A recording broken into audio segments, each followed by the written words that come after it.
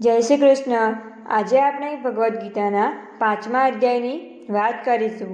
5મા અધ્યાયનો સારાંશ। 5મા અધ્યાયમાં કર્મ સંન્યાસને કર્મયોગ એ બેમાં મારે માટે ઉત્તમ શું?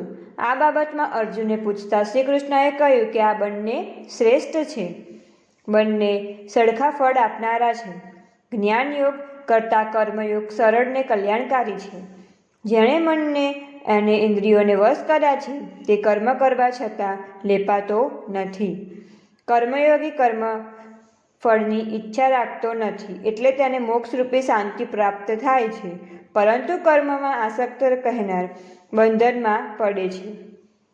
જેણે બધી ઈચ્છાઓ છોડી હોય, ક્રોધ પર કાબૂ મેળવ્યો હોય ને કયાસનો ડર ન રાખે તે મોક્ષ પામેલો ગણાય છે।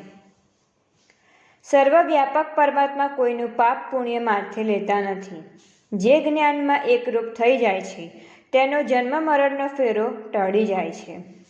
જે માનવી મૃત્યુ થતાં સુધી કામને ક્રોધને સહન કરવા શક્તિમાન છે તે ખરો યોગી છે। કર્મ સંન્યાસ યોગ। અર્જુને શ્રી કૃષ્ણને પૂછ્યું, આપ કર્મના ત્યાગના વખાણ કરો છો ને કર્મના યોગના વખાણ પણ કરો છો, તો એ બંનેમાંથી હિતકાર કયું? શ્રી કૃષ્ણએ જવાબ આપ્યો, હે અર્જુન, આ બંને માર્ગો કલ્યાણકારી છે, છતાં કર્મ સંન્યાસ કરતાં કર્મયોગ વધારે સારો છે। જે ઈર્ષા કરતો નથી તથા કોઈ પણ જાતની અપેક્ષા રાખતો નથી તેને સંન્યાસી જાણવો। તે કોઈ પણ જાતના દ્વંદ્વની અસરમાં આવતો નથી। આવો મનુષ્ય સંસારના બંધનથી છૂટે છે। અજ્ઞાની લોકો સાંખ્ય અને યોગને અથવા જ્ઞાન અને કર્મને જુદા જુદા માને છે, પણ જ્ઞાનીઓ એવું માનતા નથી। જ્ઞાનીઓ માને છે કે તે એકનું આચરણ કરવાથી મનુષ્ય બંનેની ફળ પ્રાપ્તિ કરી શકે। જે સ્થાન જ્ઞાનીઓને મળે છે તે સ્થાન કર્મયોગીઓને પણ મળે છે। બંનેનું ફળ એક સરખું હોવાથી બંનેને જુદા જુદા સમજવા નથી। વળી કર્મયોગ વિના સંન્યાસ પ્રાપ્ત થતો નથી। કર્મયોગમાં સંબંધિત થયેલો સાધક ઝડપથી પરબ્રહ્મને પામે છે। જેણે મનને કબજે કર્યું છે, જેણે ઇન્દ્રિયોને વશ કરી છે, જેનું હૃદય નિર્બળ બન્યું છે, જેનો આત્મા સર્વના આત્મા સાથે એક રાગ અનુભવે છે, એવો યોગી પુરુષ કર્મ કરતો હોવા છતાં કર્મોથી લેપાતો નથી। આમ તત્વજ્ઞાની યોગી પુરુષ જુએ, સાંભળે, સ્પર્શ કરે, સૂંઘે, ખાય, ચાલે, સૂવે, શ્વાસ લે, બોલે, ત્યાગ કરે, ગ્રહણ કરે, નેત્ર ખોલે ને બંધ કરે, છતાં એમ સમજે છે કે હું કાંઈ કરતો નથી, પણ ઇન્દ્રિયોએ બધું કાર્ય કરી રહી છે તેમ માને છે। જેવી રીતે કમળનું પાંદડું પાણીથી લિપ્ત થતું નથી, તેમ આવો યોગી પુરુષ કર્મથી ક્યારેય લેપાતો નથી। યોગીઓ કેવળ હૃદય શુદ્ધિ માટે જ આસક્તિ વગરના બની કર્મ કરે છે। ખરો કર્મયોગી કર્મના ફળને ઈશ્વરને અર્પણ કરી ભગવત પ્રાપ્તિરૂપ શાંતિને પ્રાપ્ત કરે છે। જ્યારે પુરુષ કામનાની પ્રેરણાથી ફળની આસક્તિથી બંધાય છે। આપણો આ મનુષ્ય દેહ એ 9 દરવાજાવાળી એક નગરી છે। જે સંયમી પુરુષ છે તે કરતાપણાના ભાવ છોડીને દેહનગરમાં પોતે જાણે કંઈ કરતો કરાવતો ન હોય એવી રીતે સુખ શાંતિથી રહે છે।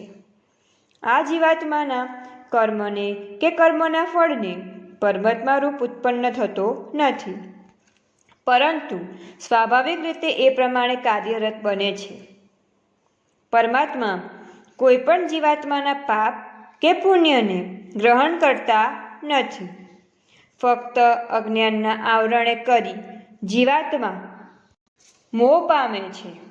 જે પુરુષનું મન જ્ઞાનમાં એકરૂપ બન્યું છે, બુદ્ધિ એકરૂપ બની છે, તે પાપર રહિત બનીને ભવોભવના જન્મ મરણના ફેરાથી મુક્ત થાય છે। જ્ઞાની પુરુષો વિદ્વાનને, બ્રાહ્મણને, ગાયને, હાથીને, કૂતરો કે ચાંડાલને પણ સમાન ભાવે જુએ છે।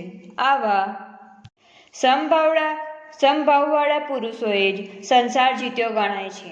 આવા સમદ્રષ્ટિવાળા પુરુષો બ્રહ્મમાં રહેલા છે। જેનો મોહ છૂટી ગયો છે એવો સ્થૂળ બુદ્ધિવાળો અને બ્રહ્મજ્ઞાની ઈચ્છિત વસ્તુ મેળવી ખુશ અથવા અણગમતી વસ્તુ મળવાથી દુઃખી થતો નથી. તેમને પરમાત્મામાં એક જ ભાવથી રહેલા માનો. હે અર્જુન, ઇન્દ્રિયોના મિલનથી ઉત્પન્ન થતા ભોગો દુઃખ ઉત્પન્ન કરે છે, પણ જ્ઞાનીઓએ ભોગમાં આસક્ત થતા નથી. જે પુરુષ મૃત્યુ પહેલાં ક્રોધના આવેશને સમાવી દે છે તે પુરુષ યોગી કહેવાય છે ને સુખી ગણાય છે. જે યોગી પુરુષ અંતરાત્મામાં જ સુખ ઉલ્લાસ ને પ્રકાશનો અનુભવ કરે છે તે પરમાત્મા સ્વરૂપ બનીને મોક્ષનો અધિકારી બની શકે.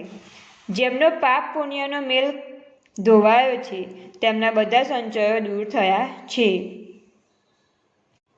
કામ ક્રોધથી મુક્ત મનને વશ કરનાર આત્મજ્ઞાનની બ્રહ્મનો અનુભવ કરે છે. પ્રાણ અપાન સમાન કરી ઇન્દ્રિયો મન બુદ્ધિને વશ કરનાર મુનિ મુક્ત છે. તે મને જાણને શાંતિ પામે છે. અતિ શ્રીમદ ભગવદ્ ગીતાના શ્રી કૃષ્ણ અર્જુન વચ્ચે થયેલ સંવાદમાં કર્મ સંન્યાસ યોગ નામનો 5મો અધ્યાય સંપૂર્ણ. 5મા અધ્યાયનું મહાત્મ્ય ફળ.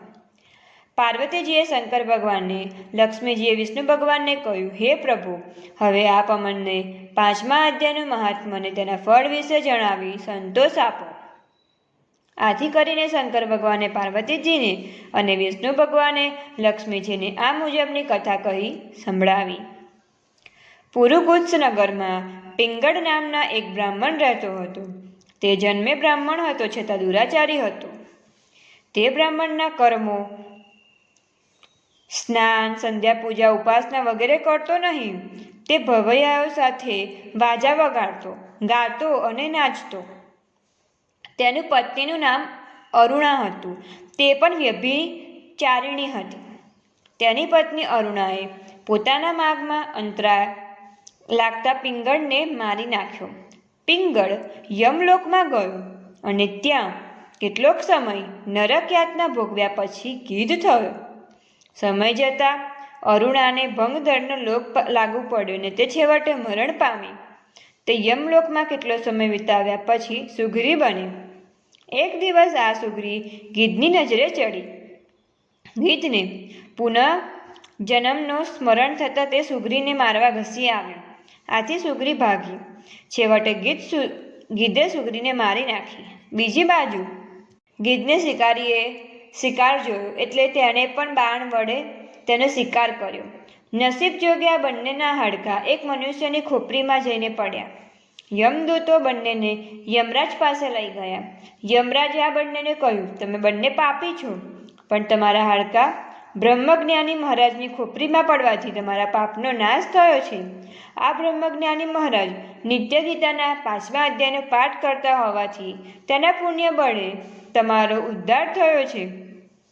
થોડી વારમાં વિમાન આવ્યું ને તેમાં બેસી પિંગળ અને અરુણા વૈકુંઠમાં ગયા.